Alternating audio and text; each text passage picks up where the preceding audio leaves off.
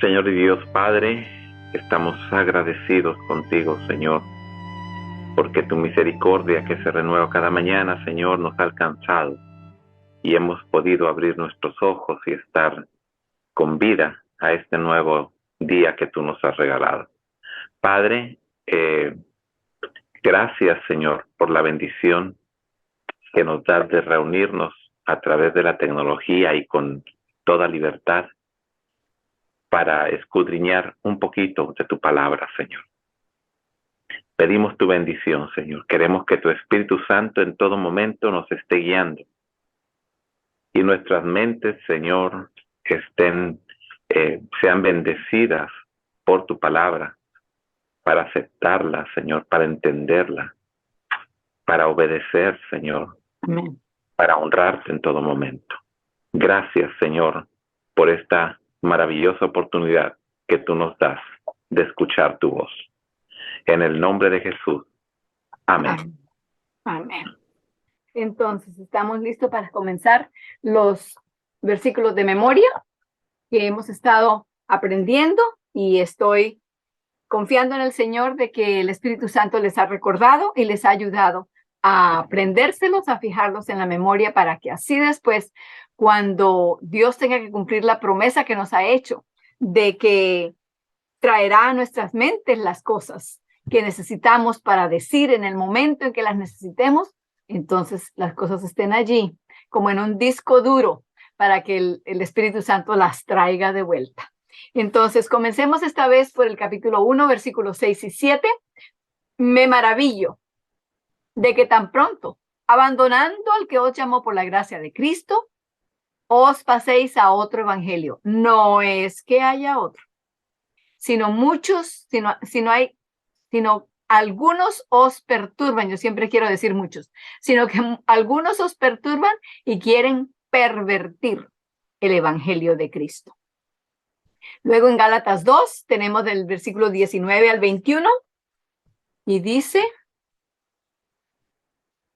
así que por la ley he muerto a la ley a fin de vivir para Dios. Con Cristo estoy juntamente crucificado y vivo no ya yo, mas vive Cristo en mí. Y lo que ahora vivo en la carne, lo vivo por la fe del Hijo de Dios, el cual me amó y se entregó a sí mismo por mí. No desecho la gracia de Dios, porque si la justificación se obtuviera por la ley, entonces por demás murió Cristo. Gálatas 3, los versículos 26 al 29. Así todos sois hijos de Dios por fe en Cristo Jesús. Porque todos los que habéis sido bautizados en Cristo, de Cristo estáis revestidos. Ya no hay judío ni griego, ni esclavo ni libre, ni hombre ni mujer. ¿Por qué? Porque todos vosotros sois uno en Cristo Jesús. Y ya que sois de Cristo, de cierto sois descendientes de Abraham y herederos de acuerdo a la promesa o conforme a la promesa. Luego en el capítulo 4 de Gálatas tenemos los versículos 4 y 5. Mas cumplido el tiempo, Dios envió a su Hijo, nacido de mujer, nacido bajo la ley, para redimir a los que estaban bajo la ley, a fin de que recibiésemos la adopción de hijos. Luego vamos a Gálatas 5, 13 al 16. Lo estamos comenzando a aprender porque recién hemos empezado el capítulo 5. No tan recién, ya llevamos 6 páginas, así que aprovechemos el tiempo que tenemos para seguirlo repasando y aprendiéndolo de manera que no nos atrasemos, porque luego cuando lleguemos al capítulo 6 vamos a tener otros que aprendernos. Así que les sigo animando, no se dejen atrasar en el aprendizaje. Hermanos, estas son joyas, gemas preciosas que Dios nos da la oportunidad de acumularlas en nuestra memoria para que así el Espíritu Santo tenga con qué trabajar. Entonces, Gálatas capítulo 5, versículos 13 al 16. Dice: vosotros, hermanos, habéis sido llamados a ser esclavos No, a ser libres.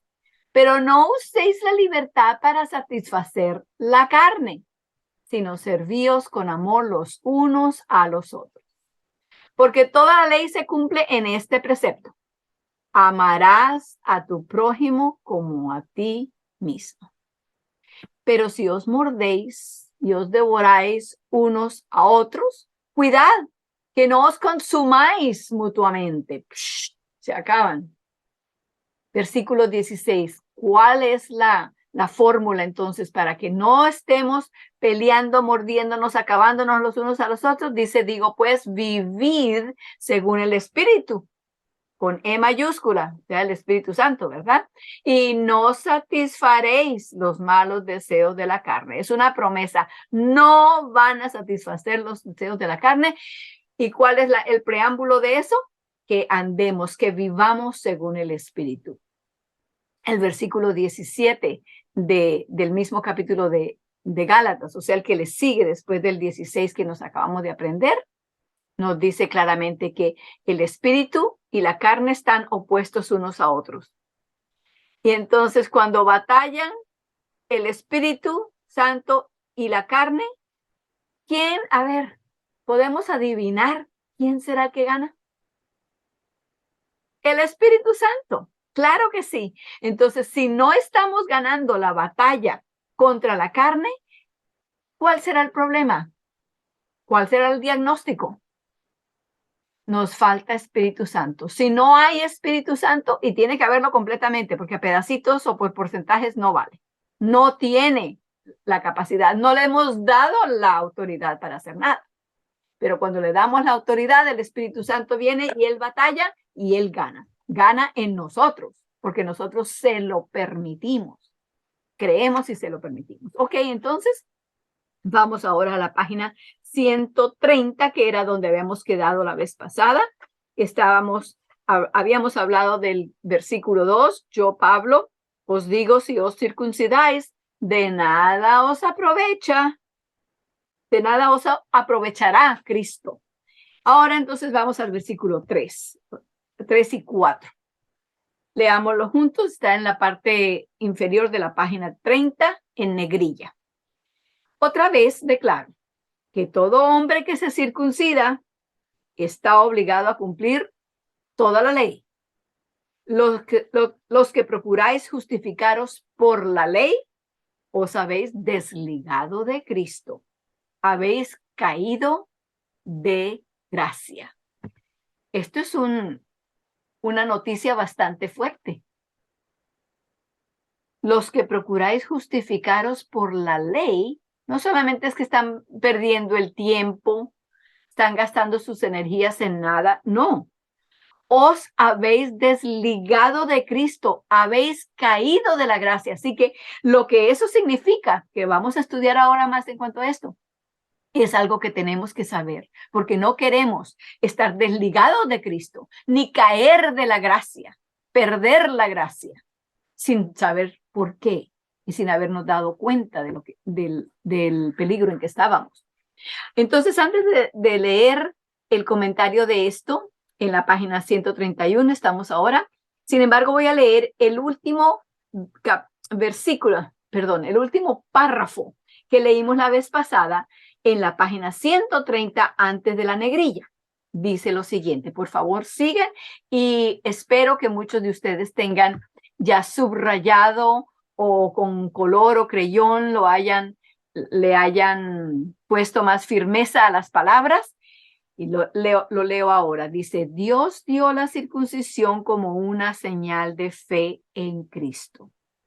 Los judíos la pervirtieron en un sustituto de la fe. Era la señal de la fe y la pusieron como la fe. Imagínense, hermanos, si vamos andando por un camino y decimos, ok, queremos llegar a Chicago. Y entonces llegamos a Chicago y nos encontramos que todo lo que hay es un letrero que dice Chicago. No hay calles, no hay edificios, no hay casas, no hay nada. Un letrero que dice Chicago, eso es todo. Ese no es Chicago, ese es un letrero de Chicago, pero no es la ciudad de Chicago. Eso es lo que habían hecho aquí los judíos con la circuncisión. Era la señal que mostraba la fe, que decía cuál era la fe, señalaba a la fe. Pero entonces quitaron la fe, pusieron el letrero nomás y dijeron, aquí está la fe. La señal era la fe. La circuncisión se convirtió en fe. La fe estaba en la circuncisión ahora, no en Cristo Jesús, no en Dios, no en su poder. Eso era lo que había sucedido con ellos. Sigo leyendo. De manera que cuando un judío se vanagloriaba de su circuncisión, se estaba vanagloriando de su justicia propia. Esto se hace manifiesto en el versículo 4. La razón por la cual quería leerlo ahora también, porque ya acabamos de leer el versículo 4, que es el que sigue allí, que vamos a comentar. Entonces quiero que estemos ya entrados en el tema. Esto se hace manifiesto en el versículo 4. Estamos en la página 130. Los que procuráis justificaros por la ley, os habéis desligado de Cristo. Habéis caído de la gracia. Esto no es una incapacidad de la ley. No le podemos echar la culpa a la ley. No fue que la ley nos soltó, no tuvo suficiente fuerza para sostenernos. No, el problema no es con la ley, sino del hombre para guardarla. Lo glorioso de la ley es que es santa y sus requerimientos tan grandiosos que ningún hombre es capaz de alcanzar la perfección de ella. Solamente en Cristo la justicia de la ley puede ser nuestra. Y la verdadera circuncisión es ¿cuál? Adorar a Dios en el Espíritu, regocijarse en Cristo Jesús y no colocar nuestra confianza en la carne. Vamos entonces a Filipenses 3:3, que allí lo nombró. Filipenses 3:3. Es un versículo que tiene como un resumen de lo que hemos estado hablando y de la realidad.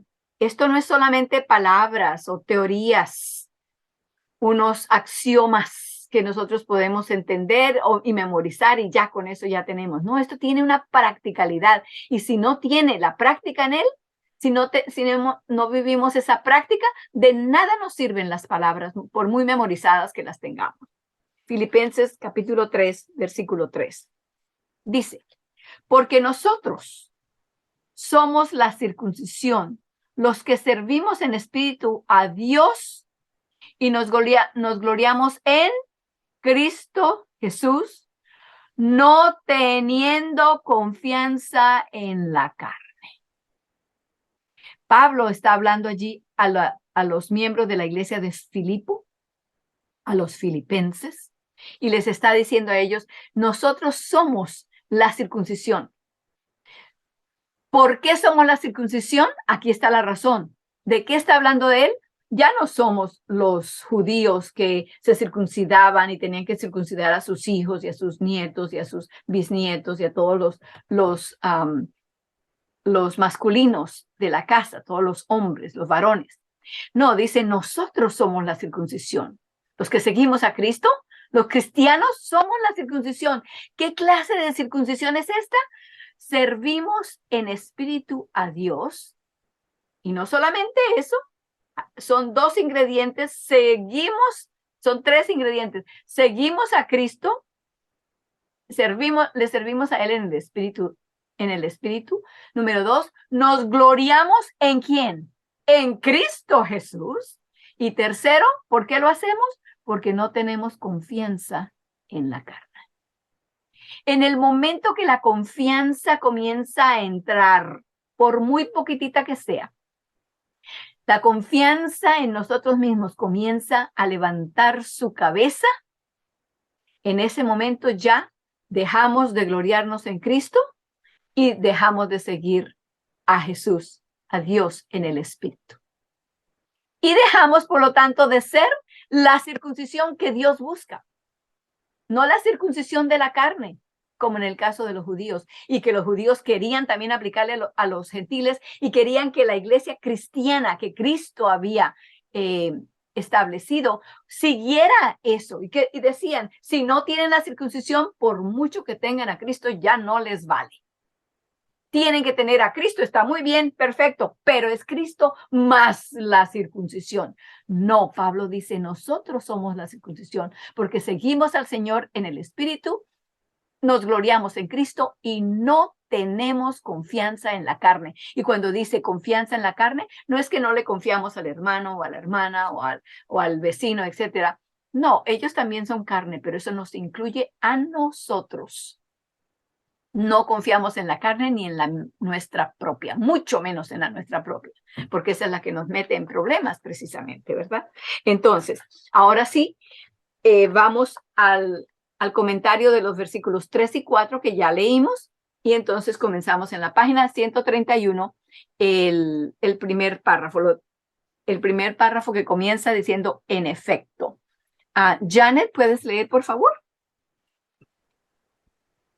En efecto, puede decir a alguien, eso muestra que la ley debe ser anulada, porque Pablo dice que aquellos que están circuncidados tienen que cumplir toda la ley y les molesta a no ser circuncidados.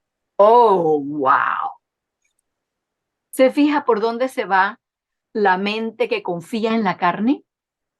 Los que confían en la carne dicen, no, si dice que la ley, volvamos a la página 130 abajo, donde están los versículos, dice otra vez declaro que todo hombre que se circuncida está obligado a cumplir toda la ley. Entonces hay algunos cristianos de hoy que dicen, eso quiere decir, como ya no hay circuncisión, que no estamos obligados a cumplir toda la ley, porque si nos circuncidamos, ahí es cuando estamos obligados. Como no nos circuncidamos, entonces no estamos obligados a cumplir toda la ley. La ley se tira, la ley se saca, ya la ley no es válida, expiró.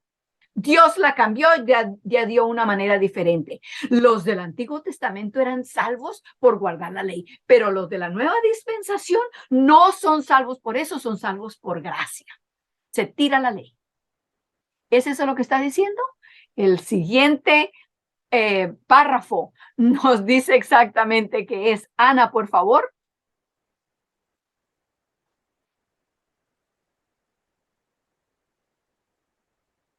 ¿Estás allí, Ana?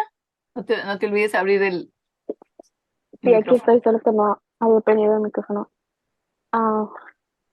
Dice, no apresure sus conclusiones, amigo mío, apéguese más cercanamente al texto. Léalo de nuevo y observará que lo malo no es la ley, sino que lo que debe evitarse es el ser un deudor de la ley. Un No hay momentito, entre antes de que sigas Ujú. allí, para que entendamos, porque dice, otra vez declaro que todo hombre que se circuncida está obligado a cumplir toda la ley. O sea, está endeudado. Ese obligado allí quiere decir que está endeudado. Tiene una deuda para con la ley. Una deuda es para pagarla, ¿verdad? No somos libres hasta que no pagamos toda la deuda. Entonces, de eso es que está hablando. No está diciendo la ley se tiene que sacar. No, lo que dice es, si tú te metes por el lado de confiar en ti mismo, lo que estás haciendo es metiéndote de deudor a la ley. Y no solamente a la ley, sino a toda la ley. Siga leyendo, mi hermana. No hay entre ambos aspectos una vasta diferencia. Es algo muy bueno tener alimento para comer. Momentito, mi hermana Ana. Ujú. Lo que acaba de leer allí es una pregunta. Nos está preguntando, fíjense bien, ¿no hay una diferencia entre esas dos cosas? ¿Y cuáles son las dos cosas? La una es, si usted se circuncida, entonces tiene que guardar toda la ley. Así que como ya no nos circuncidamos, la ley se tira. Esa es una manera de pensar. La otra dice, no, lea bien lo que está allí. No es que la ley ya se saca y se acaba, no, es que quedamos endeudados con la ley. Entonces pregunta ahora, ¿no hay entre esas dos posiciones, entre esos dos aspectos, una vasta diferencia? Nos hace pensar, ¿hay una diferencia o no hay una diferencia?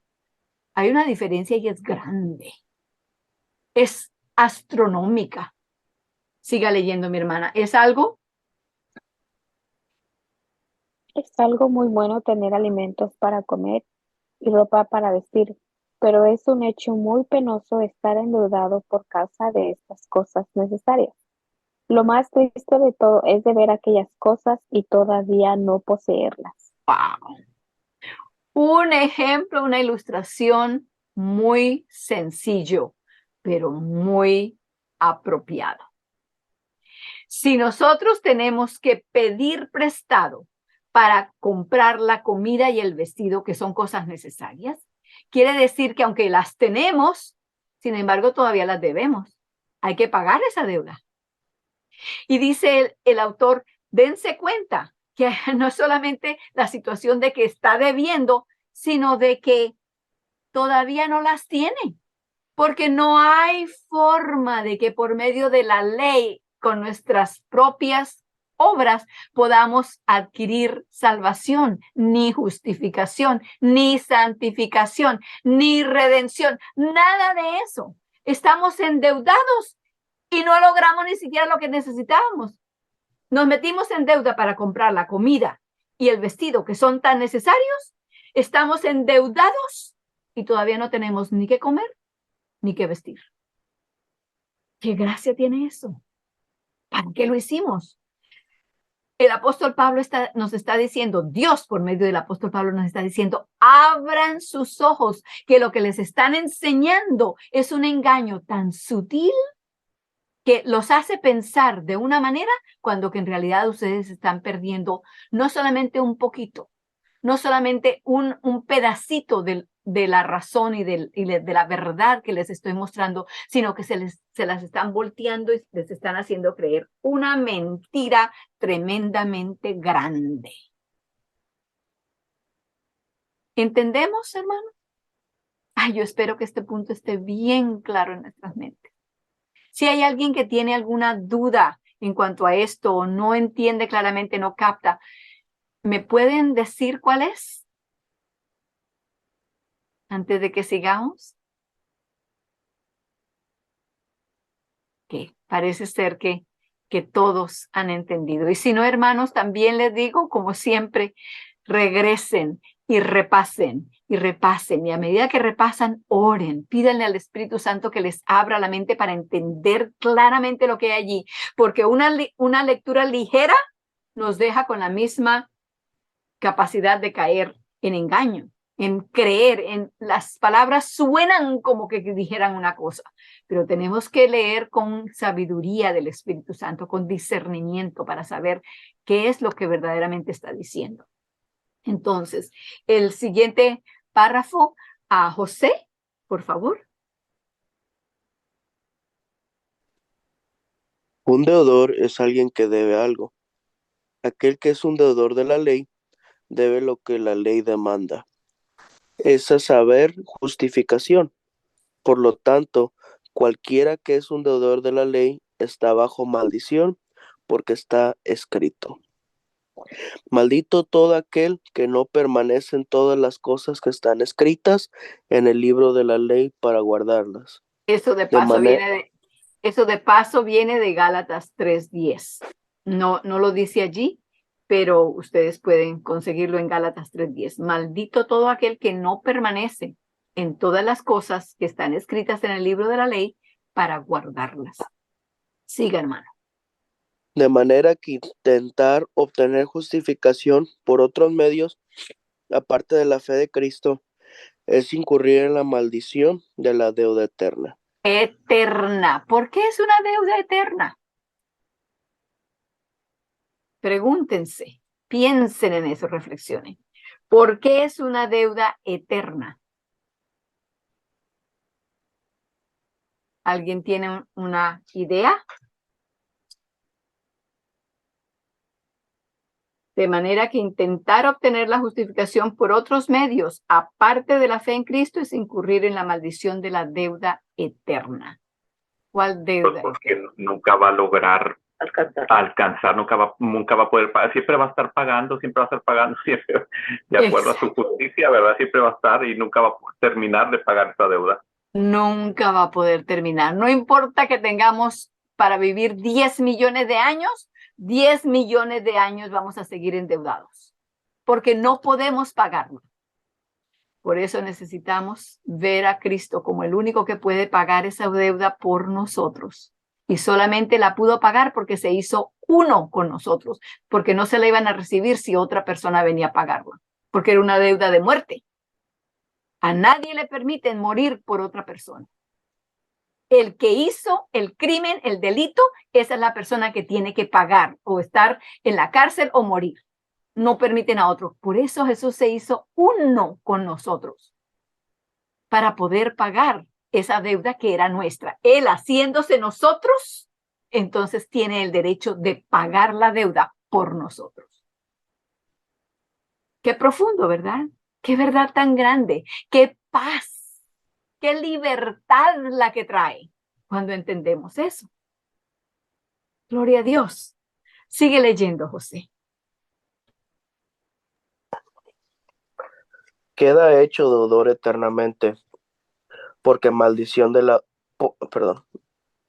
queda hecho deudor eternamente, porque no tiene lo suficiente para pagar. Y el hecho de que es deudor de la ley, de toda la ley, muestra que debe pagarla toda. ¿Qué puede hacer? Esta es la obra de Dios, que creáis en ángel a quien él envió. Juan 6:29. Deje aquel de confiar en sí mismo y reciba y confiese a Cristo en su carne, y entonces la justicia de la ley será cumplida en él, porque no andará conforme a la carne, sino conforme al Espíritu. Amén. Amén. Allí en lo que él leyó en la última parte se menciona a Juan 6:29. Vamos allá a Juan y vamos a leer no solamente el 29, sino el 28 para ver lo que estaba sucediendo. Juan 6. Y en Juan 6 encontramos mucho diálogo entre Cristo y los judíos. Él les estaba queriendo hacer entender que Él era divino, que Él venía del cielo, que Él era uno con el Padre, que su carne, su sangre era para que la bebieran y la comieran ellos. Y entre más los judíos escuchaban y más preguntas hacían, menos les gustaban las respuestas que Cristo les estaba dando. En Juan 6, 28 y 29 encontramos entonces un diálogo entre Cristo y los judíos, una parte de ese diálogo. En el versículo 28, a ver, la hermana Edith, ¿puede leer? Si lo tiene. Juan 6, 28. Sí, hermana. Nosotros también queremos realizar las obras de Dios, contestaron ellos. ¿Qué debemos hacer? Jesús les dijo, Un momentito. Paremos en el 28. Su versión la extiende un poco más, sí. Porque la pregunta que ellos hicieron es, ¿qué haremos para que obremos las obras de Dios? ¿Qué palabra suena una y otra vez en esa pregunta? ¿Qué haremos para que obremos las obras de Dios? En cuanto a qué están preguntando. Hermano Sixto, ¿tenía algo? Es el hacer. El hacer. ¿Qué podemos hacer? ¿Qué obras? ¿Qué trabajos? ¿Qué buenas obras podemos hacer? ¿Para qué? Para hacer las obras de Dios. Entonces están preguntando una pregunta que es contradictoria. No se dan cuenta que están preguntando, ¿qué podemos hacer nosotros para hacer las obras de Dios? Hermanos, si son las obras de Dios, no son de nosotros. Pero esa es la pregunta que le hicieron. ¿Qué obras haremos? ¿Qué obras obraremos para hacer las obras de Dios? Y ahora entonces Él les contesta, ¿cuáles son las obras de Dios? Respondió Jesús y les dijo, hermana Edith, termine ahí el 29, por favor. Esta es la obra de Dios, que creáis en Él que Él ha enviado. ¿Quieren trabajar? ¿Quieren obrar? ¿Quieren hacer por sí mismos? Esto es lo que ustedes tienen que hacer. ¿Qué es? Creer. Las obras de Dios es creer. ¿Las quieren hacer? Y ahí estaba el problema. Ellos querían que Cristo les diera una lista de todo lo que tenían que hacer, pero que les dijera creer, no, eso no lo querían hacer. Ellos no querían creer porque no querían, se rehusaban a aceptar, a creer que lo que Cristo les estaba diciendo era la verdad. No nos hable de que usted es hijo de Dios. No nos hable de que usted es uno con el Padre. No nos hable de que usted vino a rescatarnos, que usted es mejor y mayor que Abraham, nuestro padre. No, de eso no queremos escuchar. Denos una lista de lo que tenemos que hacer y así estamos bien.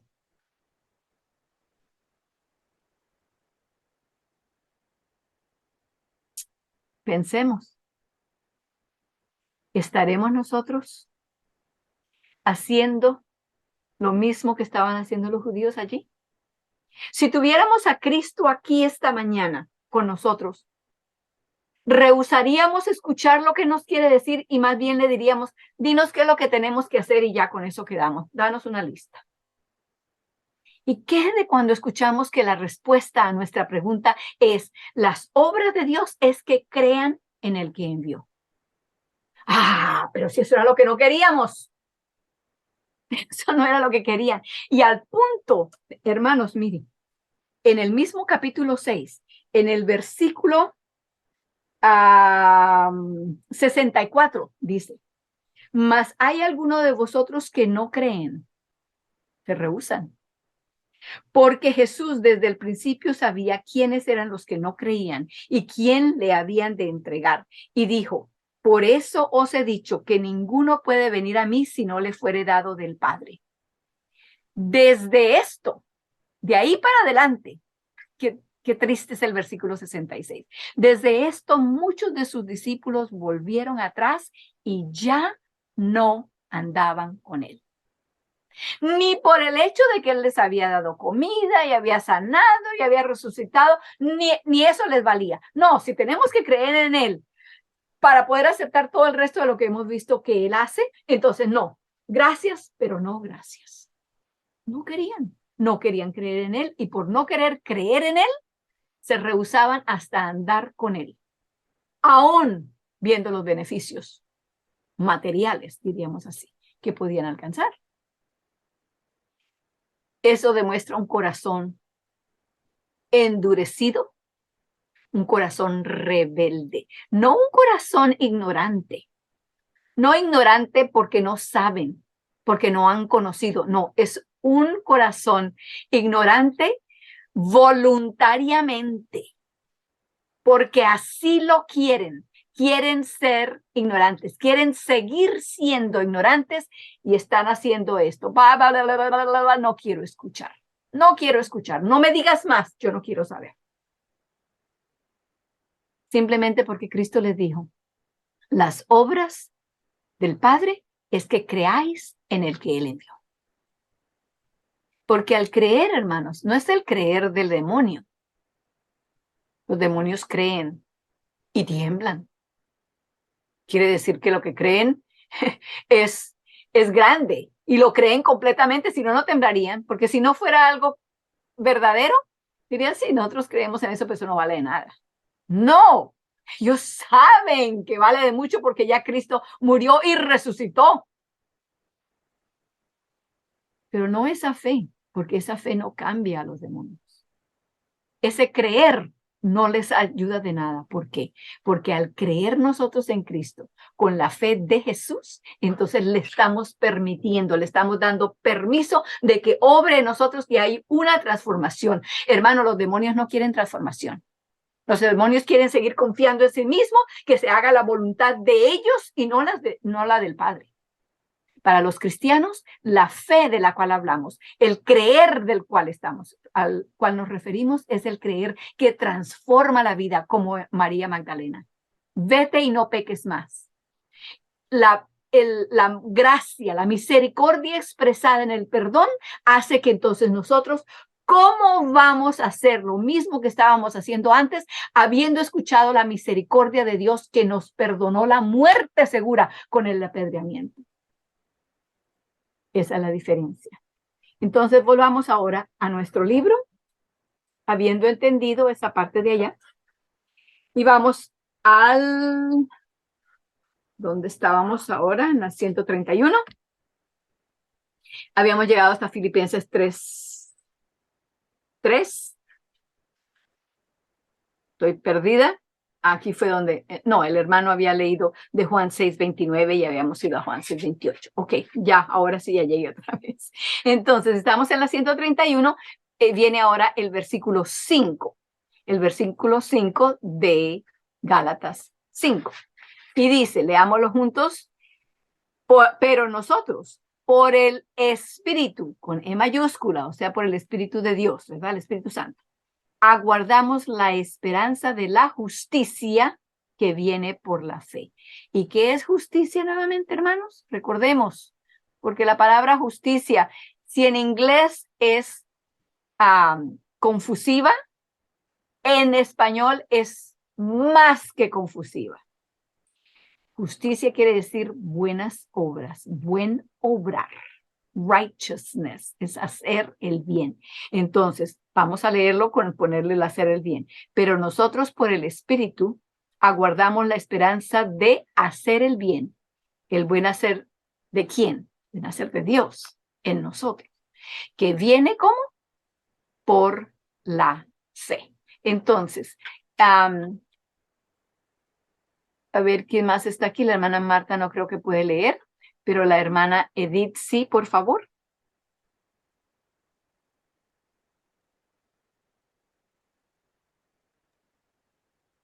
No pase por alto este versículo sin haberlo leído más de una vez, o usted llegará a pensar que dice algo diferente a lo que realmente dice. Y mientras lo lee, piense en lo que usted ya ha aprendido con respecto a la promesa del Espíritu. Okay. No Entonces, se imagine. Un momento, hermana. Entonces, al leer este versículo 5, tenemos que incorporar lo que ya hemos entendido en cuanto a la promesa del Espíritu. Veamos otra vez el versículo 5. Allí en la página 131 dice, pero nosotros por el Espíritu aguardamos la esperanza de la justicia, el buen hacer, la rectitud de Dios, que viene por la fe. ¿Cómo viene eso? Por el Espíritu Santo. Entonces, no es nuestra obra, no puede ser nuestra obra, pero es la obra del Espíritu Santo en nosotros. Él es la máquina que da la fuerza, que da tanto el querer como el hacer. Cuando nosotros se lo permitimos, Él lo hace, pero cuando no se lo permitimos, no puede hacer. Porque nosotros decimos, no, se va a hacer lo que yo quiero, no lo que tú quieres. Entonces, voy a leerlo otra vez. Pero nosotros, por el Espíritu Santo, aguardamos la esperanza de la justicia o el buen hacer, las buenas obras, la rectitud que viene por la fe. Ok, entonces ahora estamos en la página 131, todavía vamos al último párrafo de la página 131. Ana, por favor.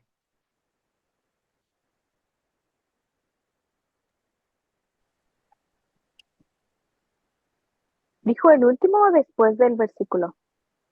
El último, no se imagine que este versículo. Ok. No se imagine que este versículo enseña que al poseer el Espíritu debemos ahora esperar por la justificación. De ninguna manera. El Espíritu trae consigo justificación. Okay. Vuestro Espíritu... Hermanos, háganle énfasis a las palabras. Trae consigo.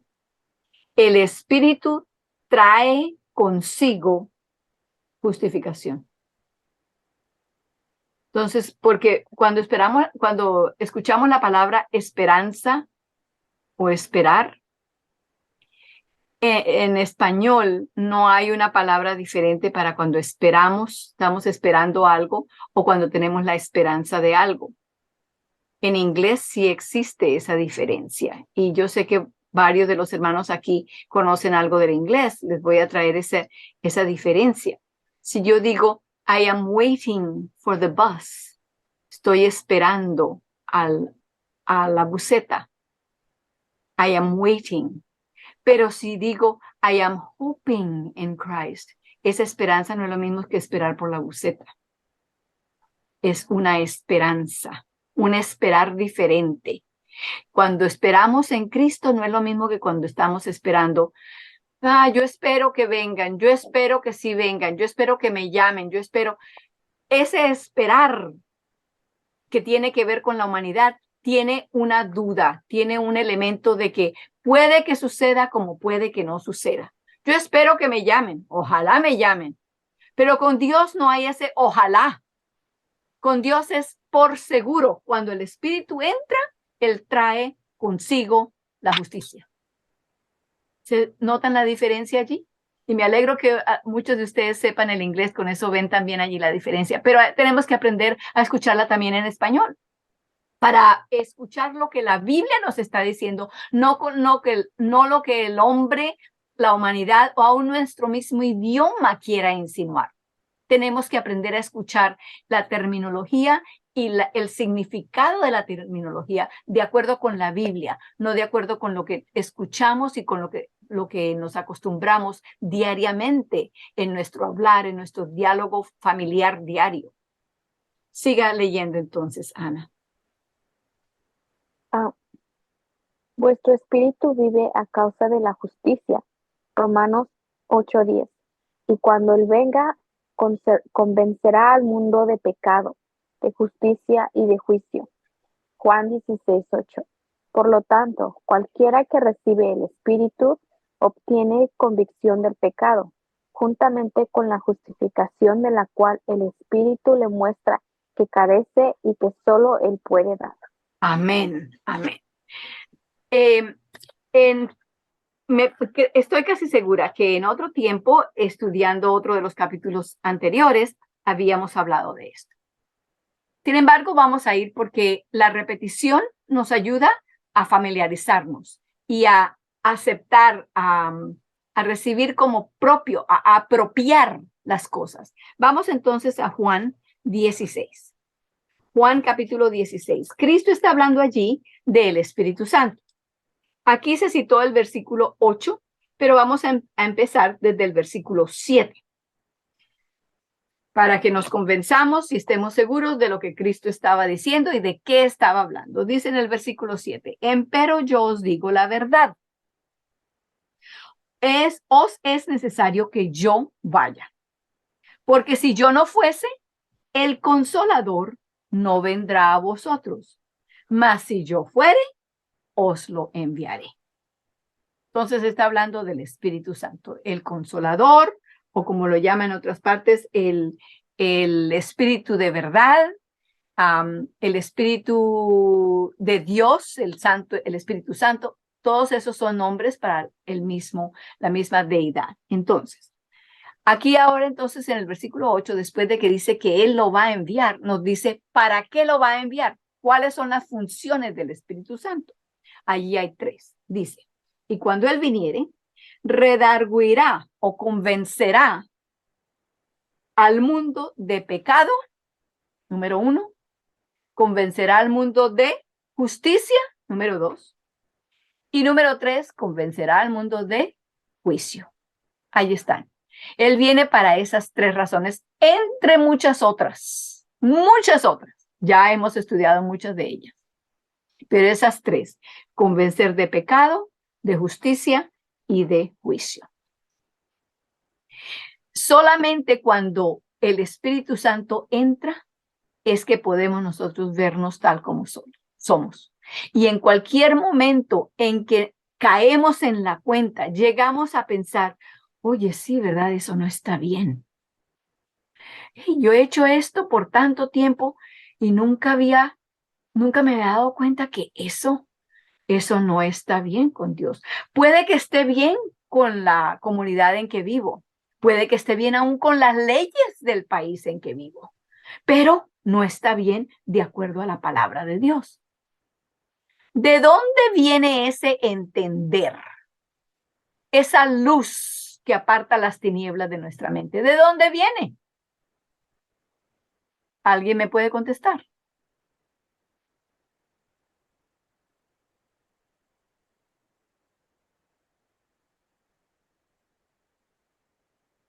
Del Espíritu Santo. Del Espíritu Santo.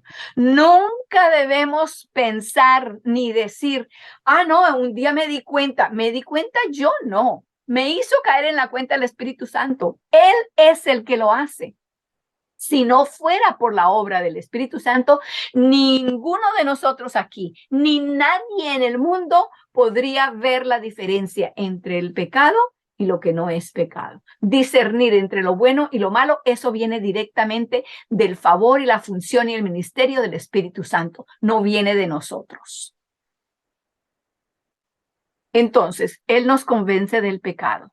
Una vez que nos damos cuenta del pecado que hay en nosotros, hermanos, eso nos da un sentimiento de esclavitud, un sentimiento de falta de libertad, de no poder hacer nada, de estar sin esperanza. Completamente un caso que no tiene esperanza. Pero ¿qué hace el Espíritu Santo? Él no viene solamente y nos dice, mira, tú haces esto y esto y esto y esto y lo otro y lo otro y lo otro y lo otro y está malo y ya está. Y se va y nos deja allí todos en una desgracia, sintiéndonos horrible, sin poder conseguir una solución para eso. No, el Espíritu Santo no trabaja de esa manera. Si nos sentimos de esa forma y nos sentimos de esa forma todos los días y cada rato y nunca soltamos eso, eso no viene del Espíritu Santo. Viene del enemigo que nos quiere mantener pisados, nos quiere mantener aplastados. El Espíritu Santo, ¿qué es lo que hace? Convence del pecado y convence de justicia. Enseguida trae la solución. Nos dice, mira, este es tu diagnóstico y aquí está la solución, aquí está el remedio, aquí está el tratamiento, aquí está lo que tienes para salir de esa situación en que estás. De justicia. ¿Justicia de quién? No la justicia nuestra. No nos convence de nuestra justicia. Bueno, sí tiene que convencernos de nuestra falta de justicia, para convencernos de la justicia de quién. De Cristo, que es la única justicia que vale. Si estamos siendo convencidos del pecado, hermanos, no tenemos que entonces aprender de nuestra propia justicia para salir del problema del pecado. No, porque la justicia nuestra precisamente nos lleva al pecado. Nos vuelve otra vez al mismo problema en que estamos, nos sigue aumentando el problema que tenemos. Entonces, el Espíritu Santo nos convence del pecado y eso hace que nos ayude a convencernos de la justicia de Cristo. El buen hacer de Cristo, la vida correcta, la vida perfecta que Él vivió. ¿Cómo la vivió? Siendo nosotros, siendo uno con nosotros. Ya esa vida está vivida. No tenemos que estar viviendo nuestra propia vida de pecado, de maldad, de dolor, de los resultados de las malas decisiones que hacemos. No, Cristo vivió esa vida. Esa justicia ya está hecha, esas buenas obras para las cuales Dios nos creó. Esto dice en Romanos que nos creó para buenas obras. Ya eso fue lo que nos creó, para las buenas obras que Cristo ya ha hecho, ya ha vivido. Y entonces, ¿de qué manos convence? De juicio.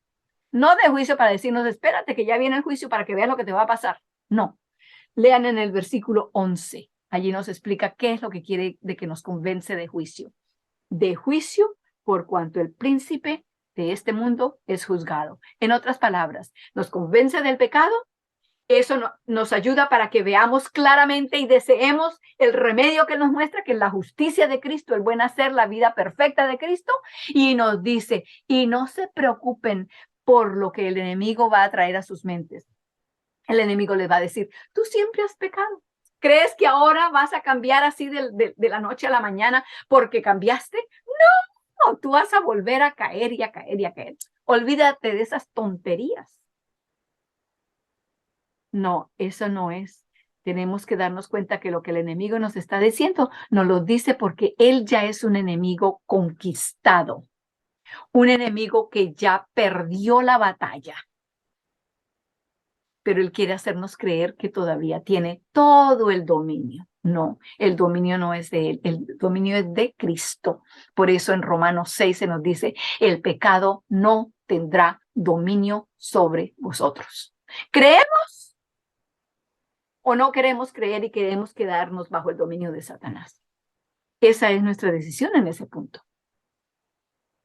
Entonces, cuando recibimos esas buenas nuevas, que la luz brilla para que nos veamos tales como somos y nos muestra la justicia de Cristo, lo que Cristo ha hecho, su vida y su muerte, que son las dos iguales de necesarias.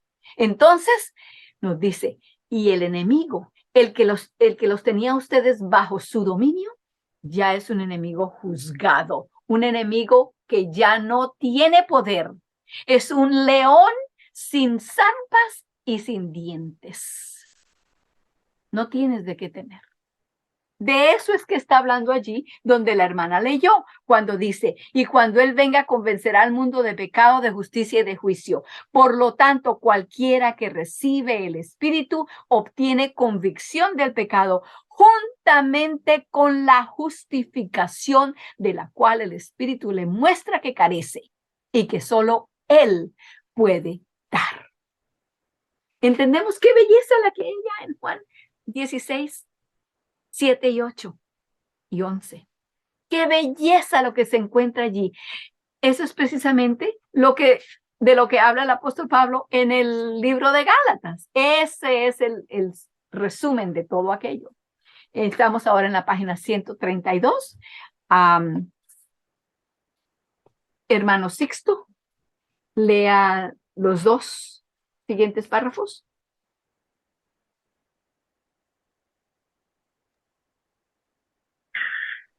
¿Cuál es la justificación que trae el Espíritu? Es la justicia de la ley, lo que sabemos, porque sabemos que la ley es espiritual. Romanos 7:14. Entonces, ¿qué acerca de la esperanza de la justicia por la cual esperamos a través del Espíritu? Nótese que dice que esperamos, nótese que no dice que esperamos justicia a través del Espíritu, sino que aguardamos por la esperanza de la justicia por la fe, o sea, la esperanza que la posesión de la justicia trae consigo. Repasemos brevemente este asunto en detalle. No nos tomará demasiado tiempo, porque ya lo hemos estudiado con anterioridad y solo tenemos que refrescar nuestra mente. Ok, entonces, hay 7 puntos. Punto número 1, hermana Edith, por favor. El Espíritu de Dios es el Santo Espíritu de la promesa. No es espíritu prometido, sino el Espíritu que al poseerlo nos asegura la promesa de Dios. Ok, hay una diferencia allí, ¿verdad? Qué bueno que nos hacen esos puntos. 1, 2, 3, 4, así para que sepamos exactamente. Si hemos perdido el significado cuando leímos, allí no lo hace bien claro. No es que el Espíritu es prometido. No, cuando se dice Espíritu de la promesa es porque Él trae la promesa consigo mismo, que nos asegura la promesa de Dios. Punto número 2, hermano Sixto. Aquello que Dios nos ha prometido como hijos de Abraham es una herencia. El Espíritu Santo es la garantía o fianza de esta herencia hasta que lleguemos a poseerla para la alabanza de su gloria. Amén. Efesios 1, 13 y 14. Amén. Amén. Cuando habla allí de una garantía o fianza, hay otra palabra que también podemos usar, down payment, o sea, ¿cómo se llama en español? Se me acaba de ir. Damos un depósito. Enganche. Anticipo. Un enganche, muy bien, sí. Entendamos, cuando vemos más palabras, esas definiciones nos ayudan también a comprender qué es lo que la palabra de Dios nos está diciendo. O sea, ya que Dios nos dio el Espíritu Santo, que es el enganche o el depósito, la garantía de lo que nos va a dar, no tenemos nosotros que pensar, bueno, ¿sí vendrá Él otra vez por nosotros o no? Ya nos dio la garantía. Después de que uno pone un depósito por un carro, por una casa, aunque sea por una pieza de vestir, que vamos a dejar allí lo que entregamos y decimos, ya, no voy a regresar. No quiero ya eso. No, cuando ponemos un depósito estamos demostrando la seriedad que tenemos en el contrato que estamos haciendo. El punto número 3, Janet. Esta herencia prometida es el cielo y la tierra nueva, donde habita la La justicia. justicia. La herencia es el cielo y la tierra, no como están ahora, sino nuevos. ¿Quién quiere una herencia de esta tierra y de estos cielos como están y como se están poniendo peor? Sin entrar en mucho detalle. No, lo que Dios nos ha prometido no es esta tierra como está, sino nueva. Punto número 4, José. No, Ana, por favor. Ana.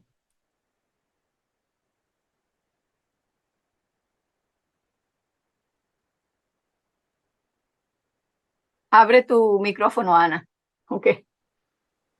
El Espíritu trae consigo justicia, porque Él es representante de Cristo, el medio por el cual el mismo Cristo, que es nuestra justicia, viene a morar en nuestro corazón. Juan 14, 16 al 8. Lo que acabamos de estudiar ahorita, ¿verdad? En Juan 14. Precisamente lo que Cristo dijo allá. Yo les estoy dando a ustedes la garantía y esa garantía lleva a mí. La garantía soy yo. Lo que el Espíritu nos trae es a Cristo porque el Espíritu es el representante, el verdadero y único representante de Dios en esta tierra. Es el Espíritu Santo. Y cualquier otro ser humano o angelical que se declare como el representante de Cristo en esta tierra es un falso Cristo, porque no hay sino un solo representante de Cristo en esta tierra y es el Espíritu Santo. Si alguien más quiere tomar ese título o esa función, están simplemente declarando que el Espíritu Santo se pone a un lado para que ellos puedan ser declarados como representantes de Cristo en esta tierra. Número 5, hermana Marcela.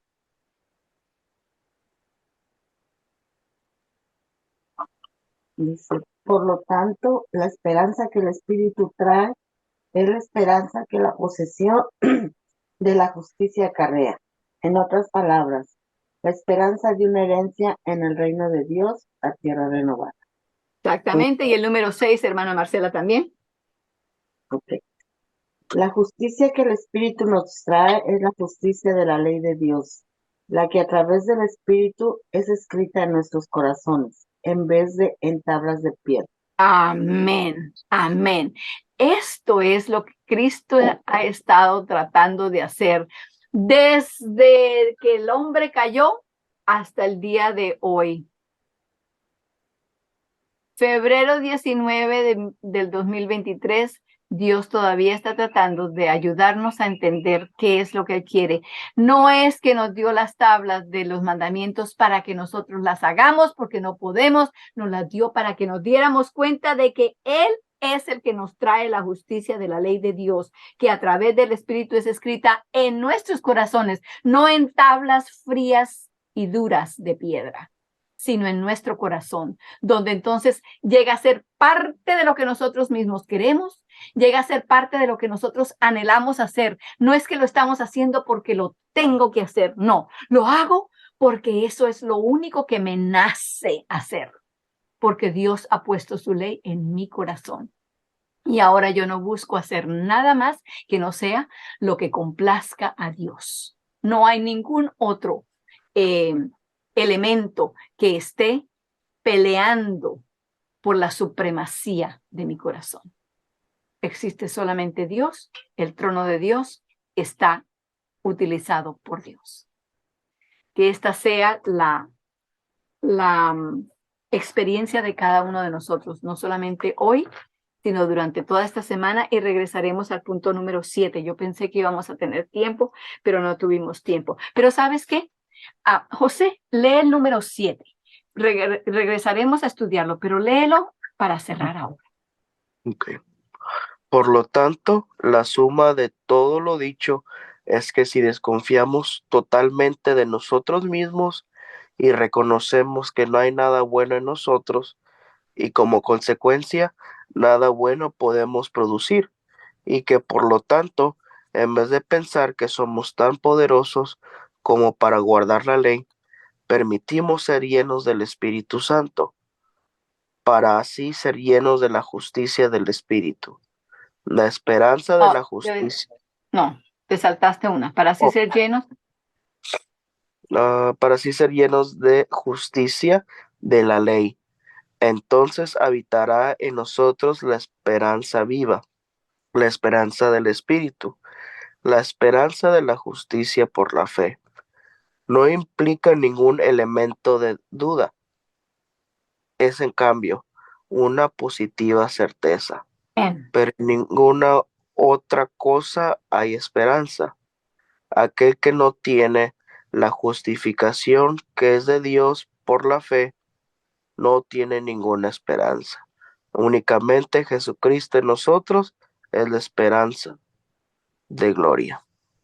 Entonces, como lo acaba de leer allí, la certeza, podemos decir únicamente Jesucristo en nosotros es la certeza de gloria. Amén. Amén y amén. Gloria a Dios. Postrémonos de rodillas entonces para agradecerle a Dios por el don inefable de su Hijo Jesucristo.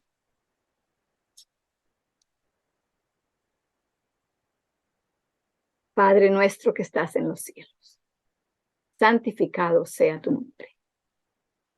Nuestras palabras suenan tan incompetentes, incompletas, para revelar lo que nuestros corazones sienten, el agradecimiento de las verdades que tú nos ayudas a entender. Gracias por tu Espíritu Santo, Señor. Gracias por el ministerio que Él hace y que es tan fiel, tan perseverante, tan paciente en hacer día tras día, noche tras noche en cada uno de nosotros y de nuestros amados. Señor, ayúdanos a entender por qué el enemigo quiere deshacerse del Espíritu Santo y quiere deshacerse de la creencia en que Él existe o que Él tiene algún poder o que Él está dispuesto a ayudarnos. Señor, el espíritu del enemigo quiere acabar con tu Espíritu Santo porque sabe que de esa manera nos deja completamente a la intemperie, sin protección ninguna. Gracias también, Señor, porque nos ayudas a entender que no podemos confiar en nosotros mismos. Y nos ayudas a entender de qué manera, aunque no creamos que estamos confiando en nosotros mismos, sin embargo nos llevas a pensar, analizar y a llegar a ciertas conclusiones que simplemente nos dejan nuevamente confiando en nosotros mismos en vez de confiar en Cristo. Abre nuestros ojos, danos el discernimiento de tu Espíritu Santo. Guíanos el resto de esta semana y ayúdanos para que sigamos alimentándonos de tu palabra a diario, continuamente. Por medio de los versículos de memoria tenemos una manera fácil de que no importa dónde estemos, ni qué estemos haciendo, ni qué tan ocupados tengamos nuestras manos, podemos estar pensando en ti, podemos estar alimentándonos de la fe de Cristo Jesús, de la justicia de Cristo Jesús. Te lo agradecemos en su nombre bendito. Amén.